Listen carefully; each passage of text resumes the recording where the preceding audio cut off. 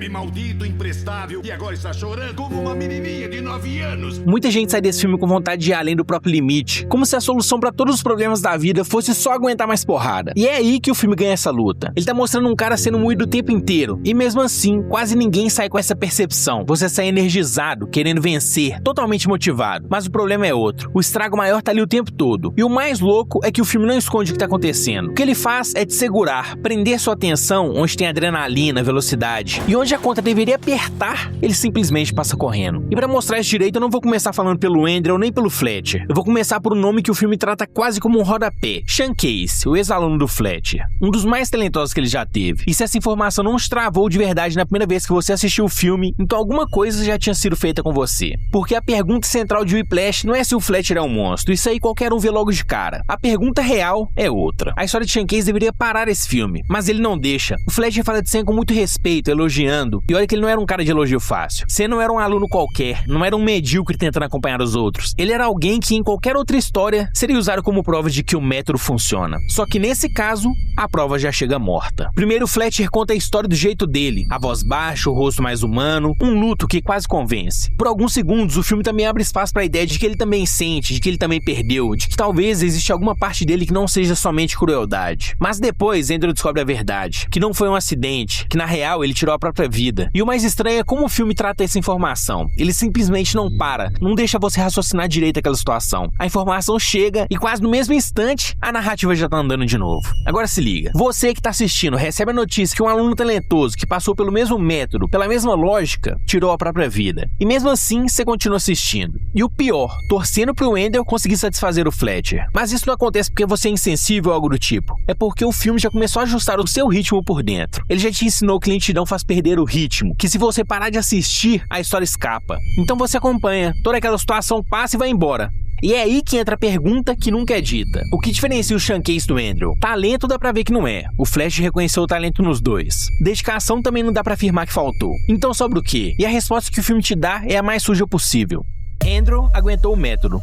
Sam, não. E se a régua vira essa, pronto, o filme já ganhou uma batalha muito importante. Porque a partir desse momento você começa a aceitar uma ideia muito doentio. E o pior, sem perceber que aceitou ela. Você começa a enxergar mais ou menos assim. Algumas pessoas quebram, outras pessoas viram lenda. E isso faz parte. O problema é quando quebra e não tem como mais voltar atrás. Mas essa lógica não nasce no Whiplash. O filme só pega uma coisa que já existe no mundo e espreme até doer. É aquela velha conversa que você já ouviu milhares de vezes por aí. Se a pessoa chegou longe, então o sofrimento no caminho valeu a pena. Você com certeza já ouviu alguém falar isso por aí. Seja em discurso motivacional, algum coach, biografia, histórias de sucesso contadas como se o sofrimento fosse o carimbo de autenticidade. O Whiplash brinca com essa lógica sem sequer fingir inocência. E Sean Casey está ali justamente para te mostrar isso, para provar que o método utilizado não cobra só o tempo e a sanidade. Às vezes, ele cobra a vida. E claro, mesmo assim, você continua assistindo o filme e se bobear até pouco tempo atrás antes de dar play nesse vídeo, sem ter entendido o verdadeiro peso de tudo isso. Mas o filme foi construído exatamente para você não sentir. Ele te força a não se preocupar com o que aconteceu com Sam. Ele te empurra muito rápido pra longe. E a gente somente aceita. Mas tem um detalhe muito importante. O Andrew, ele não entra nessa história só porque ele toca bem. Ele entra porque ele é exatamente o tipo de pessoa que alguém como o Fletcher procura. E essa cena do jantar mostra isso sem precisar explicar nada. Repara, a mesa tá cheia, tem conversas, piadas, assuntos comuns. As pessoas enaltecendo conquistas que cabem numa frase. O tipo de conquista que todo mundo na mesa entende sem esforço nenhum. E o Andrew tá ali, mas ele não tá de verdade. Ele escuta, tenta mostrar também suas conquistas, mas é tirado pra nada pelos seus familiares. Ele fica totalmente deslocado, como se aquilo não fosse pra ele. Porque o que ele quer de verdade não cabe ali. Ele não quer ser bom, não quer ser promissor. Ele quer deixar sua marca, ser lembrado por algo. E isso muda tudo. Porque quem pensa assim, não tá correndo só atrás do sucesso. Tá tentando fugir de uma sensação pior, a de desaparecer sem que ninguém sinta sua falta. Aí entra o pai. E é aqui que o clima fica pesado. Porque o pai não é um fracasso, ele é decente. E é exatamente isso que incomoda. Porque Andrew olha pra ele e não vê uma vida ruim. Ele vê o quase. Um cara que quis ser escritor e não deu certo. Ele seguiu a vida, virou professor, construiu algo estável. Para a maioria das pessoas isso é o suficiente, mas para o Andrew isso já parece uma derrota. Não porque a vida do pai seja ruim, mas porque ele carrega a ideia mais insuportável de todas. Você pode viver direito, trabalhar direito, ser uma pessoa boa e ainda assim passar a vida toda com a sensação de que ficou longe do que realmente queria ser. E é isso que quebra ele por dentro. Andrew ama o pai, mas foge do que ele representa. O medo do Andrew é terminar a vida inteira com o pensamento: cheguei perto, mas não cheguei.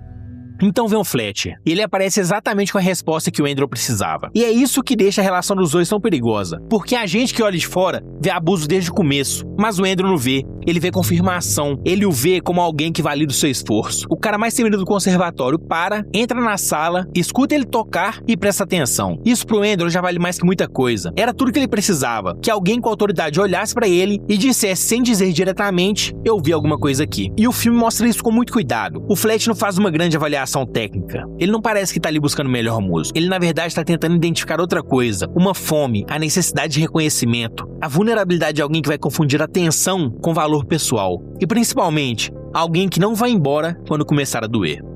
Andrew é exatamente isso, e é por isso que a relação dos dois funciona tão bem no filme, porque o Andrew não tá tentando só ser o melhor, ele tá tentando preencher um buraco antigo, e quando o Fletcher percebe isso, já era, o método inteiro encontra o alvo perfeito. Fletcher se vende como alguém duro, mas necessário, esse é o personagem que ele constrói pra si mesmo. A lógica parece simples, elogio demais enfraquece, conforto amolece, e pressão separa quem quer de verdade de quem só gosta da ideia. Com certeza você já ouviu isso antes, seja no trabalho, na escola, e é por isso que o Fletcher não parece ser alguém ruim logo de cara. Ele parece só ser uma versão mais extrema de uma lógica que muita gente já aprendeu a respeitar há muito tempo. Mas aqui tem um ponto importante. Eu não tô em nenhum momento dizendo que grandeza vem sem esforço. Eu vou deixar isso bem claro aqui antes que algum bitolado comenta aqui embaixo. O ponto aqui é outro. É quando o sofrimento vira justificativa só porque deu resultado. Porque aí surge a pergunta que ninguém faz. Vale mesmo a pena se destruir, perder a saúde, talvez até a própria família, só pra no final chamar isso de sucesso?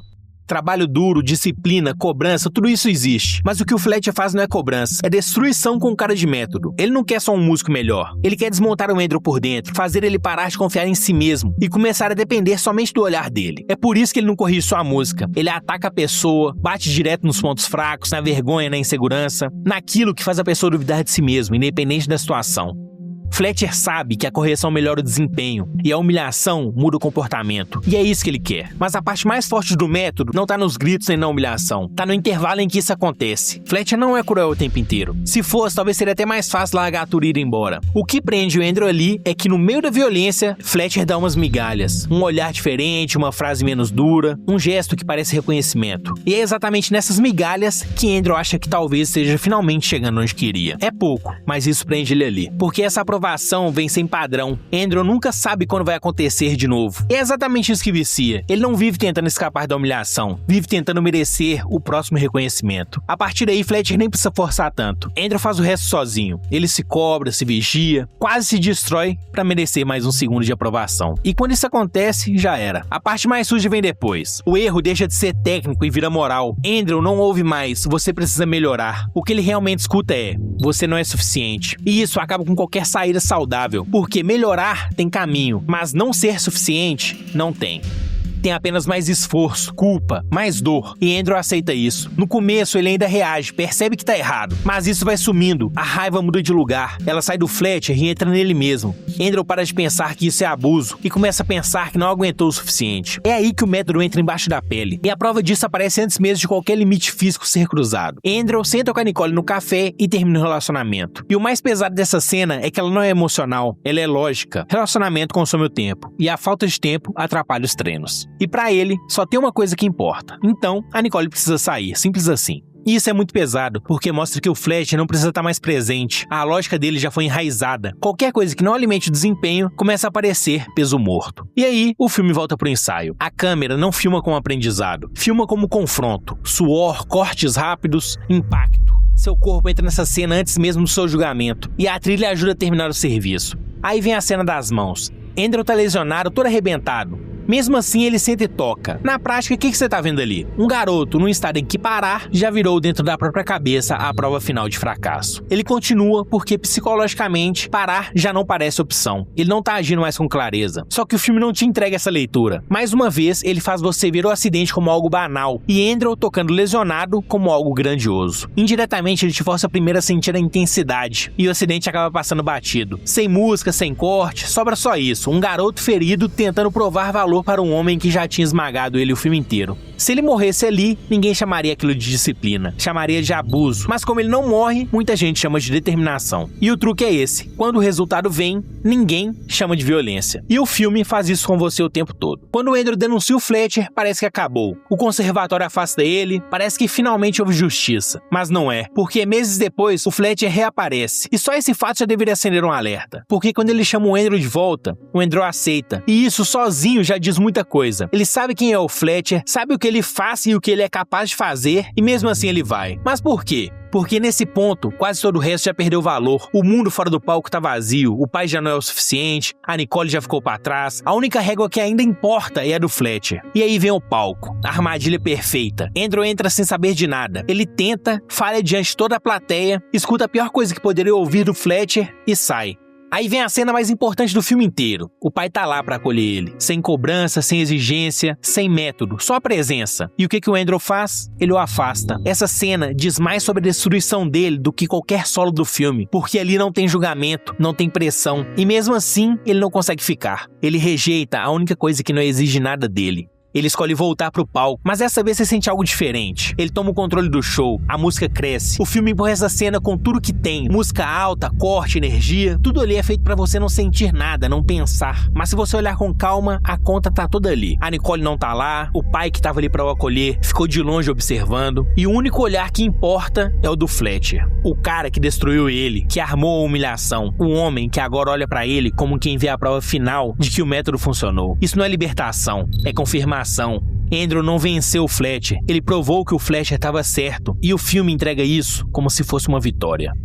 O filme não esconde o estrago, ele só decide o que você vai sentir e quando você vai sentir. A parte boa fica, a adrenalina sobe, a sensação de vitória gruda. Agora o custo disso tudo passa rápido. Sam, Nicole, até mesmo o pai, tudo ficou pra trás. Você vê tudo isso, mas não sente com a mesma intensidade. E quando o filme termina, você já tá decidido. Você não sai perguntando se aquilo era certo, você sai convencido de que tudo aquilo valeu a pena. E é aí que o filme te ganha, porque a partir desse momento você já aceitou o método. Se o Andrew falhasse naquele palco, ninguém chamaria aquilo de vitória, mas ele acerta, e isso muda tudo, muda o jeito como você olha pra situação. E no fim, não é sobre o Andrew, é sobre o que você aceita chamar de sucesso, porque quando dá certo, você chama de sacrifício, quando não dá certo, você chama de erro, mas o caminho foi o mesmo, a única coisa que mudou foi o resultado. E aí no fim das contas, nem importa o que ficou no meio do caminho, se deu certo, você chama de vitória, mesmo sendo a mesma coisa.